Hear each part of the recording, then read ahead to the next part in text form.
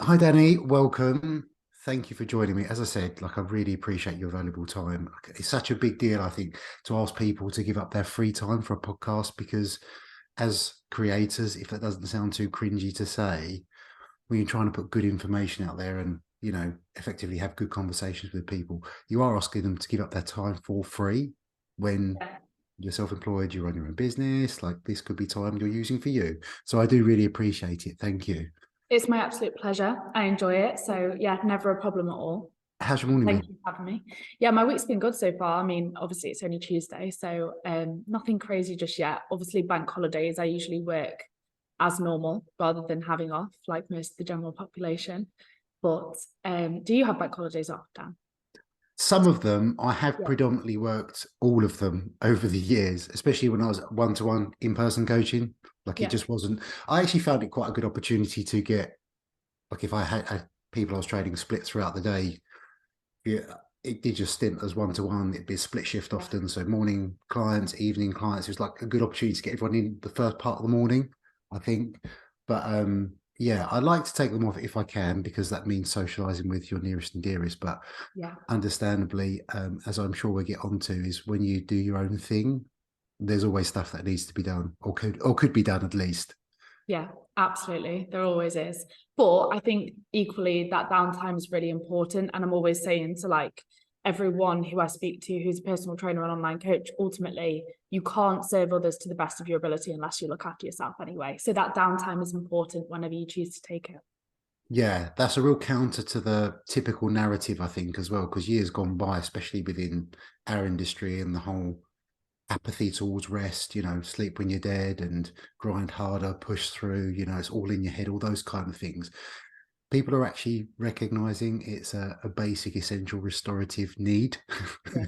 It's not a luxury item that you have to earn. You're allowed to rest, and actually, it's quite good for the rest of your business and the rest of your well-being and life and everything else.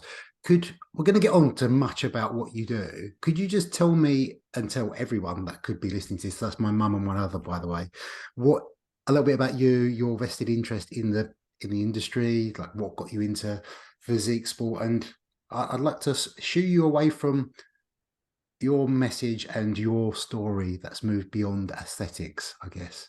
Yeah, of course. So I first got into personal training in 2015 and I started working in a pure gym after doing my personal training qualification.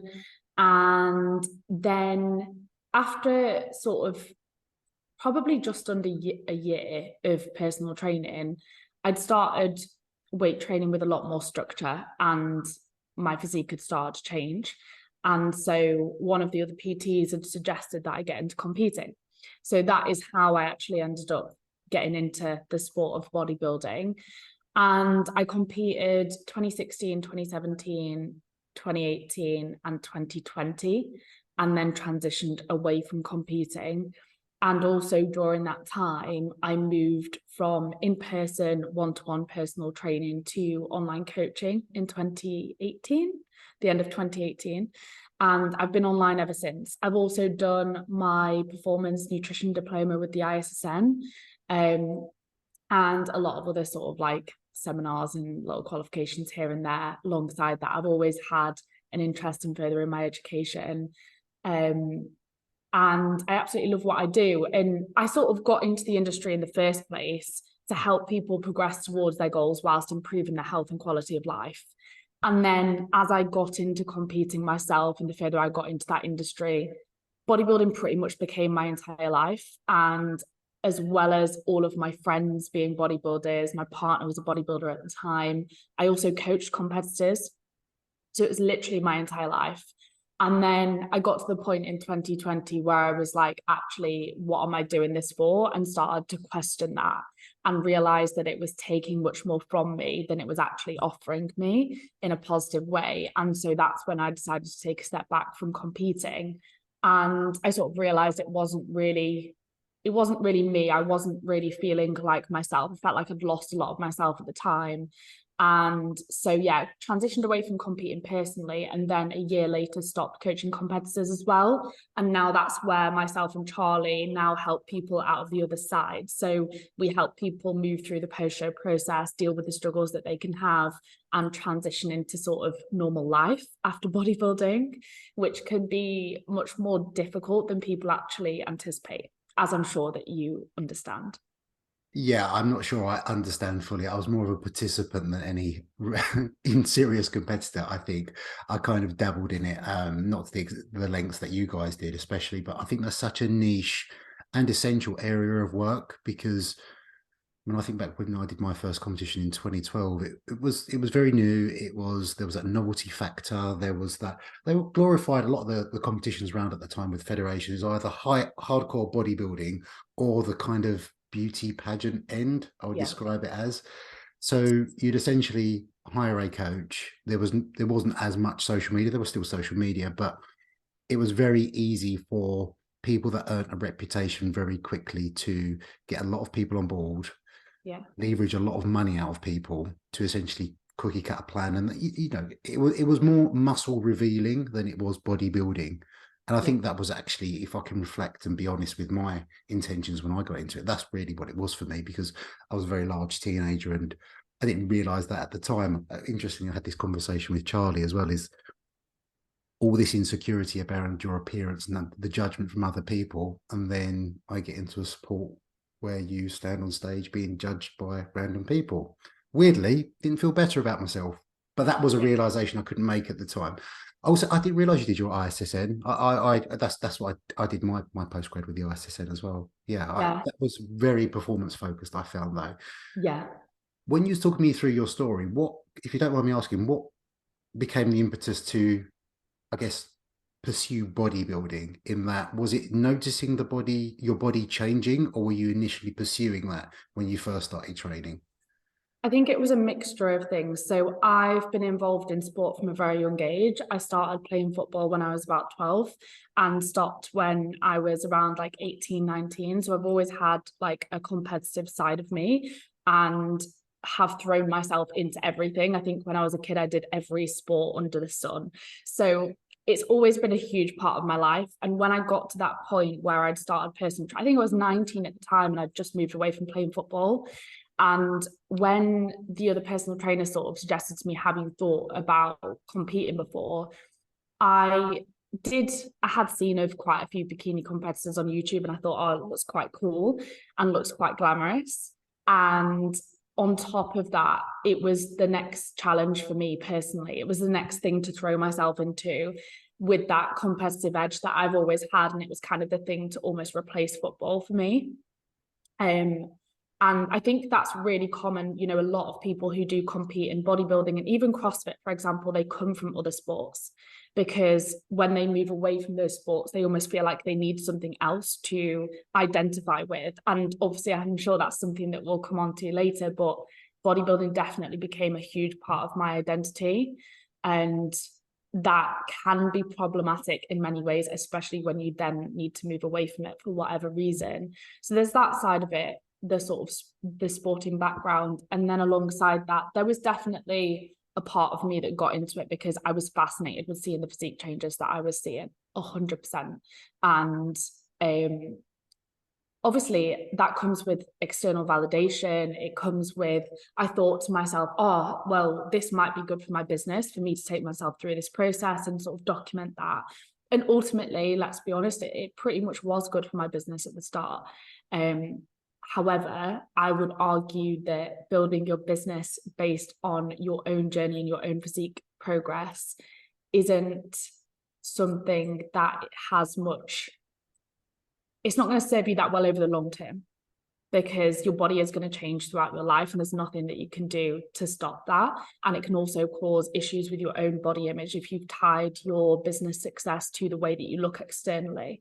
So there's problems with that. But yeah, that definitely played into it, seeing my body change. And I think that's the case for the majority of competitors as well. Yeah, I think that identity sidestep is something I hear a lot of. And there's Yeah. certain characteristics and traits, as you say, that do come up. The people that might have described themselves as perfectionists or all or nothing, or they're all in when they pick up a new pursuit. And there's definitely aspects of that which are hugely helpful. And especially in that culture of that sport that's glorified, essentially that's what helps you excel. Yeah. But I'm also interested in, from your point of view, when you recognize that all in, or what people would describe as type A or perfectionism, when you notice that becoming a little bit problematic and having implications to the rest of your life, maybe. Yeah, I think when I first got into competing, I had a much more healthy relationship with it. And then the further I got into it, it's like you do one show, you get a certain placing, you want to do better than that, especially if you've got that competitive nature. And then you push it and you push it and you push it, and it gets more and more extreme the further you get into it. And alongside that, like I said, I'd started to con completely consume myself with the sport. So all of my friends were bodybuilders, my partner was a bodybuilder, I was coaching competitors. And it was when it became my entire life and not something that was just a part of my life that I realized it was problematic. And I also have always valued my health. And when I started to become more aware of the sacrifices that I was making from a health perspective in order to compete, that's when I really took a step back and was like, actually, do I want to do this? Because within sort of a few weeks of each prep, I'd lose my menstrual cycle like every single time. I also had a few thyroid issues. I suffered with low estrogen in like 2019, I think it was. So I definitely suffered from a physical health perspective. I was lucky in that my introduction to the sport, I was working with a fantastic coach. He was a local S&C coach and he was a lecturer at university. So he really knew his stuff. And we followed a very evidence-based approach to prep. And therefore, I didn't have like a bro meal plan. Like I didn't have any of this super rigid stuff to begin with. And I think because of that, that's why I've never majorly struggled too much with my relationship with food. I've never had like binge eating or anything like that because of my introduction to the sport. But what I did suffer with is the physical health effects and bodybuilding becoming something that I identified with.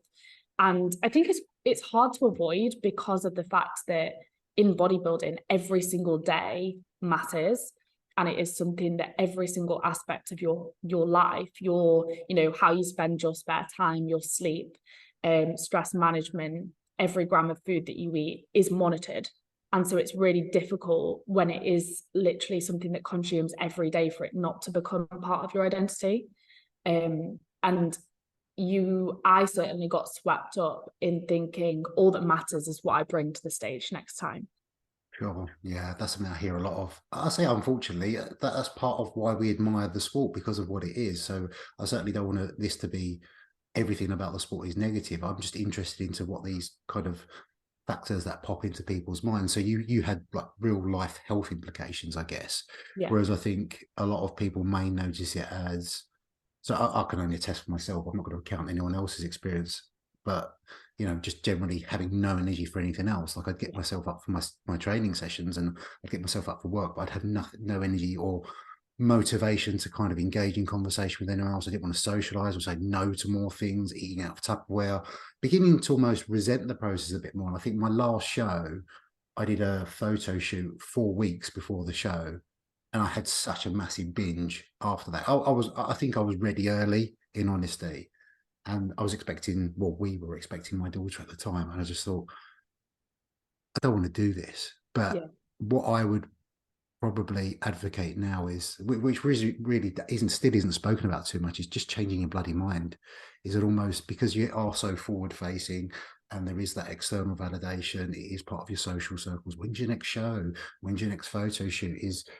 It's almost a performative front you're putting on for other people, which is much the reason why I kind of said to you guys, not that I had this inclination for you and Charlie, but the reason why I don't, it sounds really lazy, prep too much for these shows, because I think naturally, being in the fitness industry, we often put on a performative front.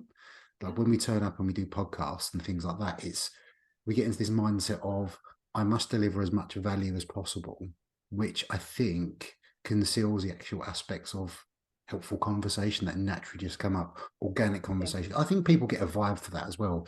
If it feels too rigid, if it feels like someone's got a plan which they're trying to pull back the conversation to all the time, there's that rigidity imposed. And I think both people feel that, even if they're not going to consciously acknowledge it. 100%. Yeah, I completely agree with that. I think, what was I going to say? Yeah, on the competing front as well, I definitely used it as a bit of a coping mechanism at times as well. I don't know if you ever struggled with that, but that's something that I see a lot of people getting Control into sport. variables. And Yeah. and obviously it's a way of gaining control over so many things. And if you feel out of control of other aspects of life, that can be a really nice feeling for a lot of people. Yeah. I mean, there was a huge rise in things like eating. Obviously, that's the extreme end, but eating disorders. And what I would suggest, what a lot of people have, which I've experienced, that work in fitness, as well as those coming into it, is just disordered eating habits. Yeah. You know, when you break it down and you think about it, even to the point of I can't eat a meal without having protein in it. You know, you should be able just to, I mean, it's a good idea if you're muscle building, and, you know, we can talk about muscle protein synthesis and all those things and people struggling with protein goals. But if you can't sit down and enjoy an ice cream without thinking about a source of protein, arguably that's a little bit disordered. Yeah. But those aspects are really glorified in our space, which is the point to, but people don't notice those things because they aspire to be like it, because that's all people say. So when you say you were documenting your journey, I think people live in this, a lot of people live in this, I've got to be really cautious. I don't mean everyone, but I do think a lot of people live in this self-imposed prison almost, in that they are at that point where they recognize perhaps they're not enjoying it as much as they did, but their business is built on it, their physique is built on it, their followers are built on it, they've got all this external validation. Where do I go from here? Because that transition is really, really tough. I spoke 100%. to Ella, the fitness psych, about this, the cost of congruence almost, in that if you've glorified aspects of physique, I certainly noticed it with my business, is, you know, when you decide you don't want to highlight certain aspects, you don't want to use before and after pictures, that your body isn't going to be your sole focus. There are implications to that. Yeah. Is that something that you struggled with? To begin with, I carried on coaching competitors. So that lasted for about a year. And that was almost a way of me not necessarily too much having to deal with the transition all at once. So I was able to, right, okay, I'm going to deal with the personal transition. I'm going to carry on coaching competitors. Was that always the plan then, that you were going to eventually move away from it entirely? I didn't know at the time. I was like, I knew that I needed to take a step back personally, 100%. I was set on that. I was pretty sure it was going to be my last show. So I took a step back personally, but I allowed myself that time to make that personal transition before I made the transition professionally. And I also wanted to be really respectful to the clients that I was working with. And at the time, like, I had some brilliant clients who competed. They were fantastic. They had so much potential. They were so lovely. I had great relationships with all of them. So it wasn't my intention to stop coaching competitors initially. I was like, right, I'll carry on doing that. I'll just take a step back personally. And then sort of as time went by and I made this transition personally, and also as the clients that I was working with, their goals were getting more extreme because they had a lot of potential. So I was having to push them harder. And it didn't sit right with me having to push people through this process that I knew would have a negative effect on their health, because I really care about the clients that I work with. I really care about their health. And so I just felt so conflicted because I really cared about the clients. I wanted them to achieve their goals, loved working with them, but it just didn't sit right with me. And I got to the point where I was waking up feeling anxious like every day. And I was like, I'm going to have to stop this. And so I waited until the end of the competitive season. And then I had a chat with each one of my clients individually and just said, look, after this season, I'm not going to take people through contest prep anymore. If you do want to stay on with me for like an improvement season phase, you're more than welcome to. But if not, you can sort of transition away whenever you would like to do so. It's completely up to you. and they were all so understanding. I still have really good relationships with all of them, and some of them actually, the odd few, stayed on and decided not to compete when I decided not to coach competitors anymore. So that was quite interesting. But Almost like you gave them a bit of courage, maybe. yeah, so it was really interesting seeing that happen, because I think it made them really question their goals and think, okay, like, am I really doing this for me? Do I really need to do this? Is this really in line with my values, or am I just sort of going with the flow and doing what's popular and doing it because I feel like I have to, when I gave them an option not to? So yeah, some of them I still coach now, and this was a few years ago now, so that's great. And others, you know, carried on competing, absolutely fully in support of that and respect them. I'm still in touch with them. They have a lot of potential. But yeah, and then that transition from a business perspective was quite difficult then, because I was completely changing my messaging. So I was going from like all of my content being directed at coaching competitors to basically, I wouldn't say the opposite, but very, very different messaging. And so it took a while, I think, for people to get used to seeing that, and for me to get used to that as well. And obviously your engagement does go down initially, because people follow you because of you as whatever you've presented to them over the years, and that has then completely changed. So that was quite difficult to deal with. But I think it's about recognizing, actually, it's not about the numbers. It's not about how many people like your post, how many people follow you. It's about whether you're actually serving the people that do, and whether they're interacting with you for the right reasons. Because when I competed myself, you know, a lot of people followed me because they enjoyed watching my journey, not necessarily because I was providing them with value, or because they liked looking at pictures of people shredded, like me shredded, and, you know, seeing my body change, and that's what they wanted from themselves. So yeah, it took a while to get used to that, but I feel very in line with my values now, both personally and professionally, and so happy with where I'm at and so at peace, whereas at the time I was feeling so conflicted. That incongruence is exactly how I experienced it, to be honest, is that, yeah, Yeah. you get those conflicted feelings of my messages of health, but I'm having to push people to these unhealthy extremes.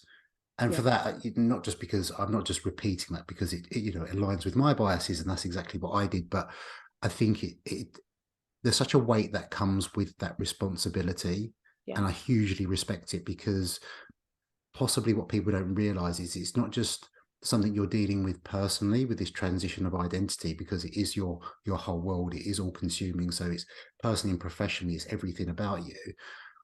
But essentially, and it's a really crass way of breaking it down, is you are almost turning away business. And if you're self-employed, that sounds really counterintuitive, people, but there is financial implications to this. And yeah, it's being at ease with that. So you're going through this difficult transition personally and also publicly, professionally. So I, you know, not that you need any validation from me, but I think that's, you know, again, I hugely respect that, because I know how difficult that is. So yeah, I really quite admire that. And when you found you stepped away, did you find it gave people the space to have these conversations with you as well? 100%. Like, a lot more people open up to, I know both myself and Charlie on Instagram, when they're struggling themselves, either out of the other side of competing, or, you know, if they're still in the sport and they know that they need to or want to take a step back, but they're scared to do so. And there's so many people in that position, but they're just so paralyzed because it is their identity, it's their entire life. I think And we possibly know a few people that are still in that at the moment, where they're feeling a bit conflicted and confused, but equally that everything about them is, my identity is this. yeah, 100%. And it obviously makes that transition very daunting, very difficult. And a lot of them as well, like we discussed, have built businesses based upon their own journey as well. So they're scared of what's going to happen to their business. But ultimately, from a business perspective as well, I think it's so important to think, okay, how much time, energy, and effort do I invest into my own journey and bodybuilding, and also finances?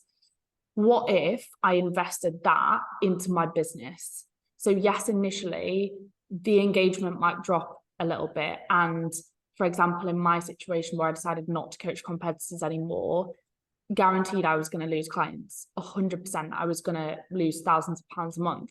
However, long term, if you invest that time, energy, and effort back into your business, you're going to succeed. And that success is going to be much more future proof as well. Because, like I said, if you build your business on your own journey, on your own physique, that's something that is going to change throughout your life. And Aids, doesn't it? Yeah. yeah. Whereas if you build your business based on your own knowledge, your own value, your perspective on things, your, you know, who you are as a person, then that is future proof that those things aren't going to change. They're only going to continue to grow and develop.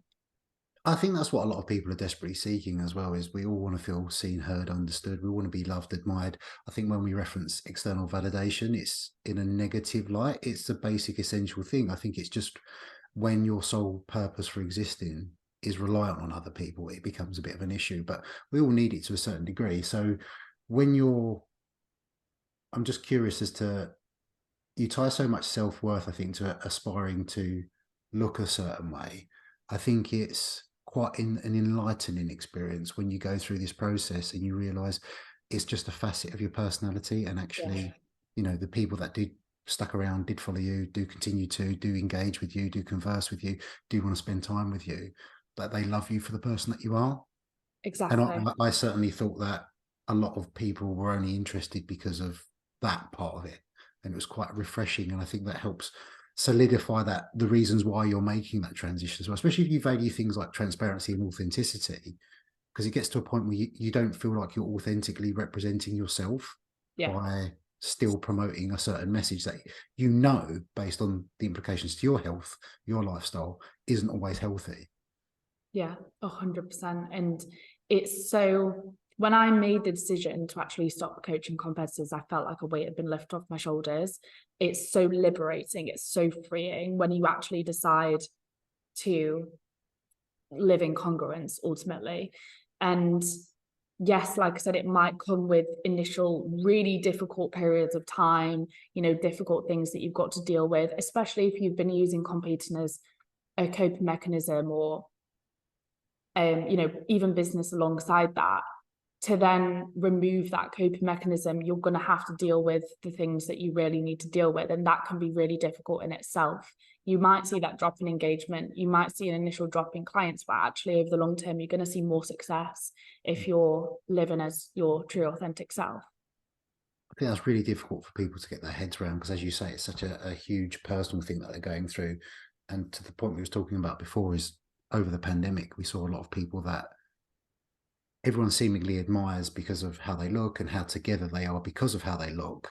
As soon as gyms were taken out of the equation, is people that we'd never heard speak of their mental health were all of a sudden saying things like, the gym's my therapy. They were suffering, you know, with mental illness to a certain extent, because these control variables and in their lives offered some sort of support for them, and that was removed. So people doubled down and they did what they could, but that meant, I'm going to meticulously weigh every morsel of food that enters my mouth. Look how much my mental health has improved because I've stayed at home and focused on myself. And I'm not sure whether, you know, we can't possibly psychoanalyze other people and see their intent, but I have this theory, it's not based in any evidence at all, but there's a certain amount of pain that recognizes pain in others. I think when you've been through that, you can almost see that screaming through other people's content sometimes, because there is that incongruence. There's those moments of vulnerability, those cracks emerge. You see themselves giving themselves over a little bit to their audience, and then the next thing they're doubling down on, gyms are reopened, right, I'm going into a next prep, best season possible,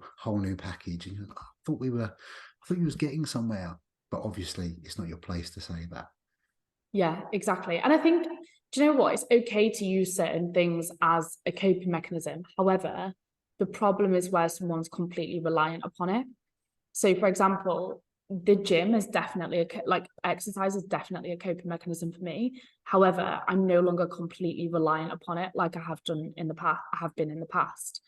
So I would be okay if it was taken away. Whereas in the past, I was completely reliant upon it, and I would have been in crisis if it was taken away. So I think that's the difference. Like, it's okay to use things moderately to help you cope with things, but it's not being completely reliant upon those things. Yeah, it's having a diverse coping strategy toolbox. I think that's when I'm always conscious, because much of what we do, especially promoting healthful behaviors or health promoting behaviors in people, is separating the intent from the behavior. So Yes. on the surface, whilst it might be hugely admirable that someone exercises every single day, it's that they do those things for multiple reasons, that they recognize the benefits of their mental health, that helps their sleep, that makes them feel fulfilled. It adds to them being able to run around and do things, to feeling compelled to. And actually, when they can't do those things, it bringing about anxiety, it bringing about all these other, as you say, difficult emotions that they're dealing with. What do you do now that brings you more joy, that you kind of reflect on and think, I was missing out on this? So a big one for me is my social time and being able to actually spend time with real friends and my family and actually be present during that time. Whereas in the past, like I said, my whole life revolved around bodybuilding. My friendship, my friendships are very different to what they used to be. They used to be just bodybuilders. And now I feel like the friendships that I have are true friendships. So I feel like I can be my true self around those people with no judgment. And we really add to each other's lives in so many different ways. So yeah, just spending, and it doesn't have to be anything extravagant. Like I love going for walks with my friends. I love like just chilling with my friends. Being able to go out for food is obviously lovely, which I couldn't do previously. And just that ability to actually be present during experiences that I have. I also like traveling, not just like going abroad on extravagant trips, but I like going out to the peaks and going for walks there, sometimes on my own, sometimes with friends and family. So yeah, that kind of thing has really, really added to my life. And I also spoke to Charlie about this the other day, something that I've made a conscious effort to do, and I think has really helped me with my stress management, my body image, my relationship with myself, is moving my body in more creative ways. So I've done like yoga, I've done dance classes, and just recognizing that exercise doesn't have to be about battering yourself or training optimally to develop your physique. That recognition has been fantastic for me, and engaging in more peaceful, I'd say maybe more nourishing forms of exercise, as opposed to just going into the gym, training to failure every single session and feeling absolutely battered afterwards. So that's been great for me. And I also love reading, which is something that I never really made time for previously. I do quite a bit of journaling and all of that good stuff. Oh, amazing. And in terms of aspirations, I think when you're knee deep in bodybuilding, you can't really see past your next show. I'm not saying that as a suggestion of you. I'm saying that as like something I personally experienced. What do you 100%. what would you look forward to now? I just look forward to like every day, really. I know that sounds really like cliche and cringe, but like, No, yeah, I not just at look all. forward to, I'm so much happier now that I don't need an end date to look forward to. So I don't need that. I'm competing in 10 weeks. And so that's what I'm working towards, because I enjoy the way that I live my life every day. And I love the experiences that I have on a weekly basis. So I don't need some extravagant event. Yeah, it's great if I can go on holiday and like things like that. I look forward to those things, but I don't need them. And I think that is a great sign that I'm much happier in myself. So yeah, I'd say I don't need those like huge things to look forward to. And I look forward to like the micro moments and spending time with like my favorite people, for example. Yeah. The reason why I asked that, because I think it's such a hugely important aspect of what we do, is that many of the people that we work with, and possibly we've both been there before, is that you're almost looking towards a definitive outcome, Yeah.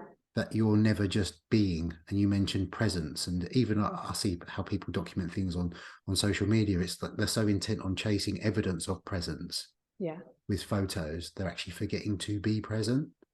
So the fact exactly. that you can actually just look forward to day and have the creative space to explore that, I think is really incredible. And you know what I would advocate again for people is some of our health pursuits, because it is ongoing, there isn't a definitive end date. And again, that's Exactly. abstract for people. When people talk about happiness, it's like this full enlightenment, self-actualization, that they reach this point of happiness, whereas it's the peaks, the troughs, it's the, as you say, the moments of joy and just ultimately living your life to the fullest. But I'm very conscious, especially from a enabling point of view. I obviously can't do anything based on aspects of the industry that I glorified in the past. I could just, attest that that was my best of my efforts at that time. I can certainly reflect back on things and think that really wasn't helpful messaging for the majority of the people, but I still think that's the majority. Yeah, I think a lot of people work towards, extreme deadlines and things like that. And there's nothing wrong with setting, deadline-based goals. But like with what we were saying before, it's important not to be reliant upon those deadline-based goals. And, if you've got to ask yourself, if you couldn't pursue that goal anymore, if that deadline was taken away, would you still be able to enjoy the process? Would you still be able to enjoy your life? And if not, maybe that goal needs questioning, and you need to find a process of like approaching your life that you're actually going to be able to enjoy on a daily basis, as opposed to being reliant upon these extreme goals. And if you are reliant upon them, it's probably a bit of a sign that you are using it as a coping mechanism. And I know that's something I used to really struggle with when I was competing, is anytime where I had to be still and I wasn't doing anything, I always had to be busy all the time. And it's like I didn't know what to do with myself. I couldn't sit still, like I couldn't be alone with my thoughts. And that is a bit of a red flag, obviously. But at the time, I had no idea, because I was just like, this is my life. I'm just chasing this extreme goal. And it just felt normal to me, because it was also what all of my friends were doing, all of my peers were doing. It was normalized in the industry to have these extreme goals and never have these moments of stillness. And it took me a really, really long time to no longer feel guilt for resting or for having these moments of stillness, and to also be able to actually engage in them, as opposed to just fill them with more stuff.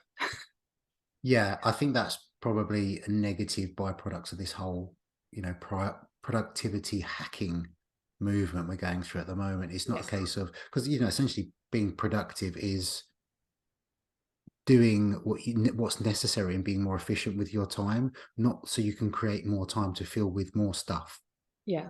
Which I think is really interesting, because we all have these aversion tactics, and it is so habit based, especially with, we've all got these powerful devices, smartphones in our hands, is questioning why you use them. Why can't you sit still with your thoughts? Why do you poo-poo meditation and find it so difficult? Is it because it's so uncomfortable to sit there? Why are you doom scrolling until midnight? Why are you watching another episode of that series? All of these things, but being present and actually being still. And as much as we can identify all or nothing thinking being a problem for people, something I also think is a bit of an issue is just dealing with boredom. Yeah. Again, just why do we need to fill those slots of time? Why can't you just be bored, be at ease with being bored and being a bit uncomfortable with it? I know that sounds a bit elitist, but I think boredom is the reason why we do a lot of these unhealthy things that we recognize are unhealthy, but we just can't get out this loop of doing them, especially with like social media and stuff. It's a hard one, I think, if you work on the online space. I don't know how you experience it, but this obligation to fulfill a certain, again, performance for social media sometimes, because it is your business. You have to do to a certain amount of degree, even if you don't want to. Also have maintaining a healthy relationship with it. How have you found that transition? Because I gather you would have had to document quite a lot before on your own journey, and now moving away from, I don't want to use my body anymore, to solely document one message. Yeah, I am much more. So I view social media now more as it's a part of my business. Whereas in the past, I'm still myself in there, and I still share a lot of like my personality and little bits of my personal life. However, in the past, I used to share a lot of my personal life. Especially considering, like I said, all of my friends and my partner was a bodybuilder as well. So it was very relevant to my audience to share my personal life. However, that comes with huge downsides. And I think it's really good to have elements of your personal life that you actually keep private. And I'm much more private now. I do, like I said, share bits of my personality. Like if I'm going for dinner, I'll sometimes share what I'm having, like little bits like that, because it's relevant to my audience. But I'm much more, I see it as my business as opposed to just documenting everything in my life. And I focus every time I go onto social media, I make sure that I'm providing value or insight or education or entertainment of some Intent kind. and purpose behind your use of it.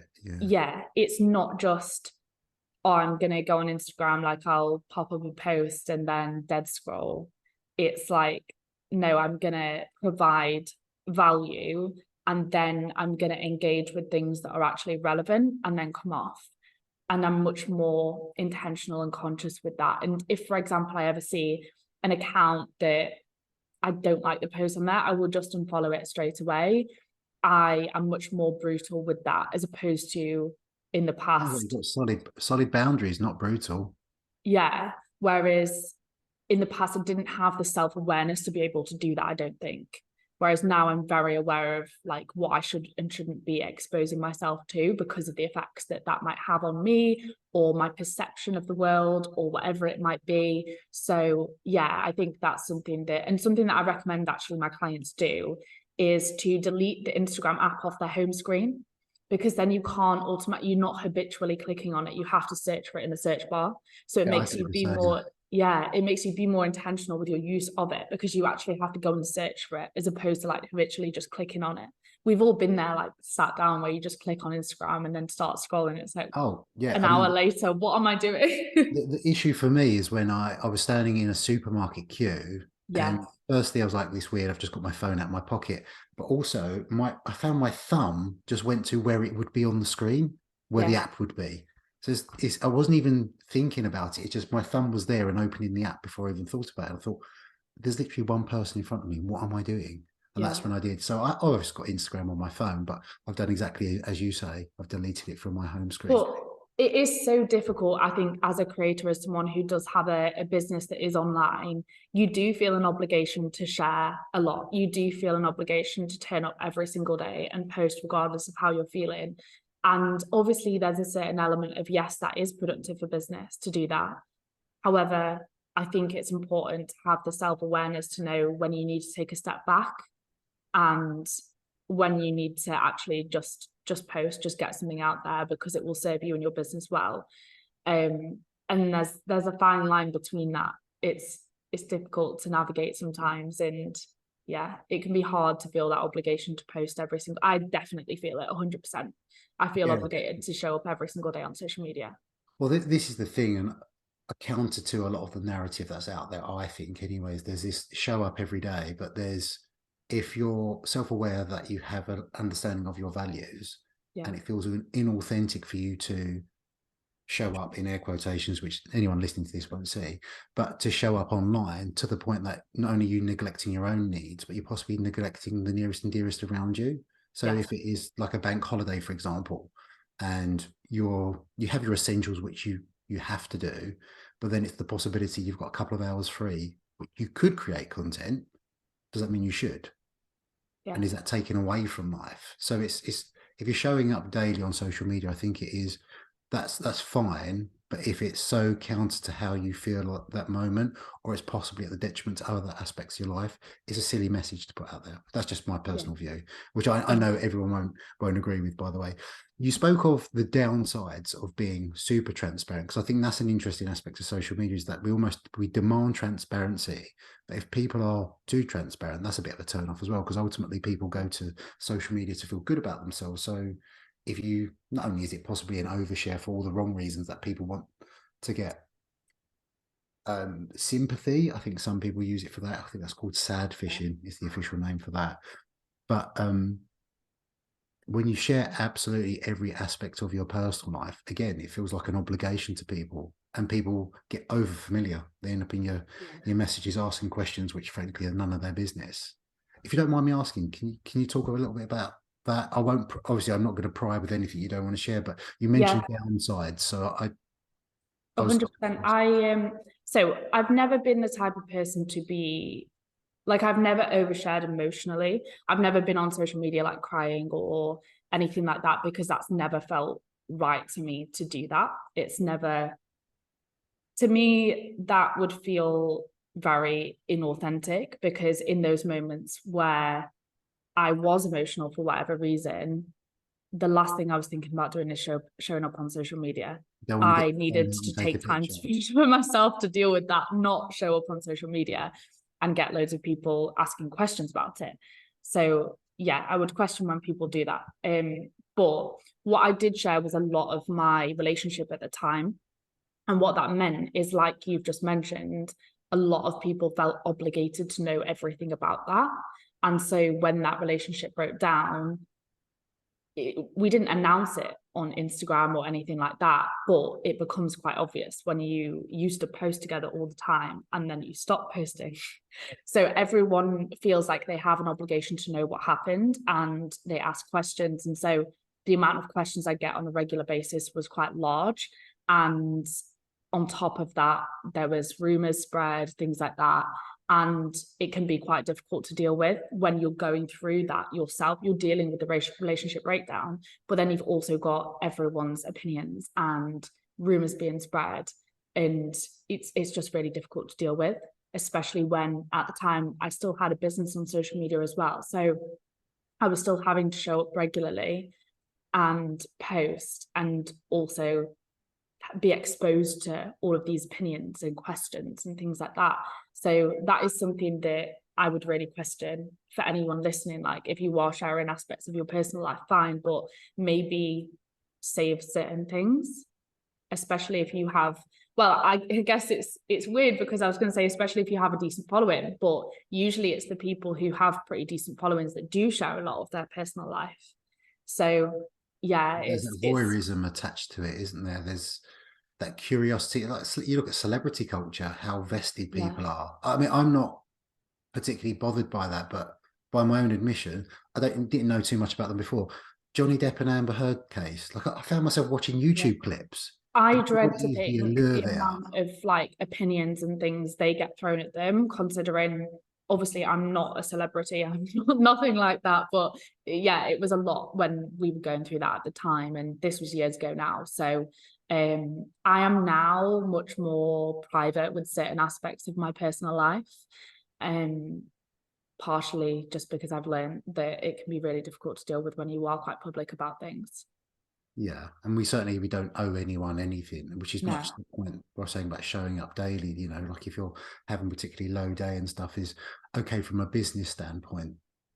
You know, you could argue the fact that, oh, you need to show up daily because brand awareness, it's everything else. But I'm really interested in just the humanistic elements. Is everything feels a little bit, I say everything, much of what I see on social media now feels quite elitist, feels kind of removed from the reality and the humanistic elements of what people are actually experiencing. So yeah, I can understand the rationality behind the argument, show up daily, brand awareness, etc. But also there's a human behind that. You know, if they feel they need the space to do whatever they need to do to remove themselves from the pressure, surely longer term that's going to be more beneficial to them and their mental health and their physical health than it Yeah. is putting on this performative front. Because I think, as someone that has experienced depression through their adult lives, is there's nothing worse than having to put that performative front on, that mask daily anyway, just to get through the day. And then when people feel they have to do that for social media as well, I think it's a big ask. And when you ask that of people and you imply when they're not doing that, that is some personal failure of sorts, I don't think that helps. No. Maybe that's me pushing my own biases out there a little bit. I completely agree with that 100%. I think a lot of it is performative now, and it's unfortunate. And like I said, I've never had the instinct to go on social media in my most difficult times. Maybe some people are different, I don't know. But for me, it doesn't seem natural to want to do that. It seems like it must be forced to some extent, if someone's doing it regularly at least, because in those times you really do need to take a step back and deal with things yourself when you're, struggling the most. You don't need to be exposed to everyone else's opinions on social media and all of that stuff.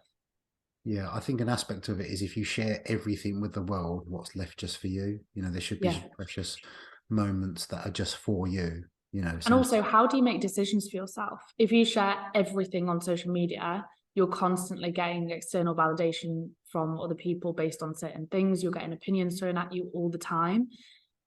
that must feel really messy in your head. How do you know the decisions you're making are for yourself and not influenced by the opinions of others if you share absolutely everything? Yeah, I think that operates on such a sinister, self-deceptive level as well, because you can't be too vested in either or. So if you're so much involved with your social media account and the acknowledgement you might be getting from other people, is you almost start curating a message that just appeases them. And this is the difficulty I find with medics often, to be quite honest, but medics that become influencers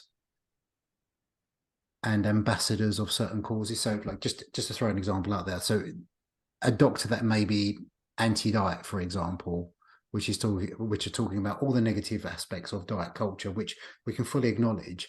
But when they fail to acknowledge any positives for some people of dieting, that it may improve aspects of their life, I think that's a dangerous territory. But because they've created an audience that are solely invested in them and that anti-diet message, they can't possibly acknowledge those. So again, that becomes performative.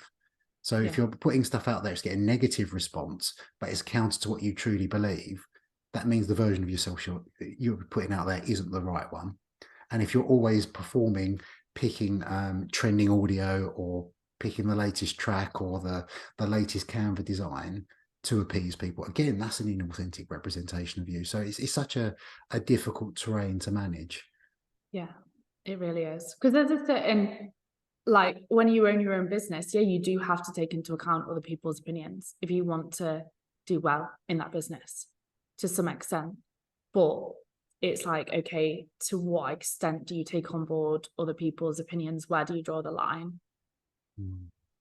What would your advice be to someone that was in your shoes that is going through that? Because I use that word deliberately when I said courage. I do think it takes courage to step away from that, especially if you've curated an audience largely on one particular message. It's to decide, as you say, have that self-awareness to go, actually, that's not really me. But it's quite difficult to step away from that. How would you advise people start that process? Yeah, I would say to begin with, don't feel like you have to announce the decision straight away. For example, if you want to move away from coaching competitors or competing yourself, you don't need to go on social media and say to everyone, I'm thinking about moving away from competing. Keep that decision to yourself. I did at the start for a good couple of months, and allow yourself time to settle in to, I was going to say your new life, maybe your new life, a bit dramatic, to the transition that you're making, and make sure that you're making that decision for yourself without the opinions of others. Don't announce it straight away. And start to, something I get my clients to do is, as they're going through life and they're trying new things and they're experiencing things, if they ever notice something has left them feeling at peace or happy, left them feeling joy, they write a note on the notes in their phone. And then they have one of the opposite. So if anything leaves them feeling dysregulated, angry, unhappy, low, they make a note of that. And then they'll start to realize, actually, these are the things that I need to do more of, and the people that I need to spend more time with, the people that make me feel good. And these are the things that I need to spend less time doing, or the people that I need to spend less time with. So that's a little exercise that can actually really help, because sometimes people are like, I don't know what makes me happy. Like, I don't know what I enjoy doing. And they don't realize until they actually do the things. So try new things, be intentional with going new places, spending time with different people, and be intentional about noticing, how is this making me feel, as opposed to just going through the motions of life. So that's a little exercise I'd 100% recommend. And then also have a think about, like, where do you want to be in 5 years' time? And is the way that you're living your life right now going to lead to you getting there? And if not, what can you change? What small things can you change on a daily basis? And when I say where do you want to be in 5 years, I'm not talking about huge goals. I'm talking about, like, how do you want to feel? Where do you want to be? Who do you want to be surrounded with?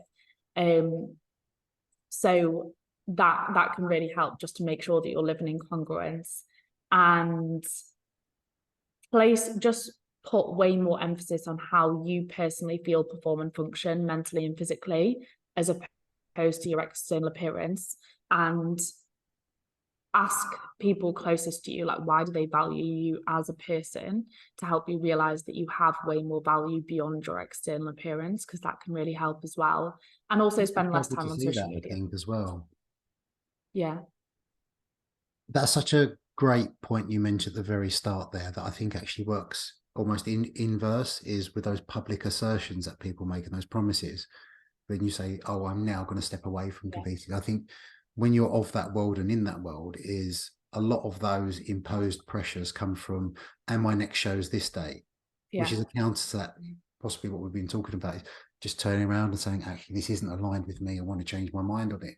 When you publicly promise those things, people feel they have to fulfill the promises to essentially strangers. Yeah, exactly. It's like remove that pressure, so you know you're making the decision that's right for you personally. And if you're a coach, for example, start producing content that you know will help the people that you're trying to help. And if you do that, you know anyone that engages with that is engaging it for the right reasons, because they found value in that, because you're actually able to help them, and not just because they like the way that you look or whatever it might be. Thank you. I think they're such valuable points, and I genuinely mean that. It's like the work that you guys are doing is so important, because it just didn't exist, and I think a lot of people felt deflated. They possibly, I know I did after my first show, I felt a bit abandoned almost. Yeah. It's like my coach's intent at that time was just take my money, and afterwards the post show experience is quite difficult anyway. But when you've got no one else to lean on, no one else's experiences to kind of bounce ideas off of, because there's a certain vulnerability with that. Other competitors weren't really sharing those stories back then. Yeah. Everyone else was seemingly just getting on with it. No one else was struggling. And then 5-10 years down the line, everyone's like, oh yeah, I was there as well. Yeah. And you actually realize how valuable that aspect of community, in a helpful way and an unhelpful way, was. You're in this community of a culture that nurtures all these unhealthy aspects of ourselves, all these extreme personality types, which are great for the sport, but that also encourages an element of secrecy as well. Yeah, definitely. And I don't know if you've noticed this, but anyone who tends to have quite a negative experience of competing does drop off a cliff on social media. So you don't see that side of it. And that's okay, because they're dealing with their own things in their own time. It's good for them to take a step back from social media. However, we have to bear that in mind when we're looking at competing as a sport and what it consists of, because we only see the highlights. Absolutely. Thank you so much, Danny. I feel like we could talk for ages. If anyone wanted to go out, I'm not going to pry too much, because I know, like Charlie alluded to, you guys have got some exciting stuff going on. And I want to pry if you can't share that just yet. So I'm just going to encourage people to keep an eye on it. But if people wanted to find out a little bit more about you guys and what you do, where would they go? Yeah, so head to my personal Instagram is Danni Bosworth. That's DANNIBOSWORTH. And on there, I've got everything else tagged. So head over there and you'll find the Flourishing Society, which is mine and Charlie's community and the work that we're doing together. And you are right, we have got some really exciting things coming. So keep your eyes peeled for that.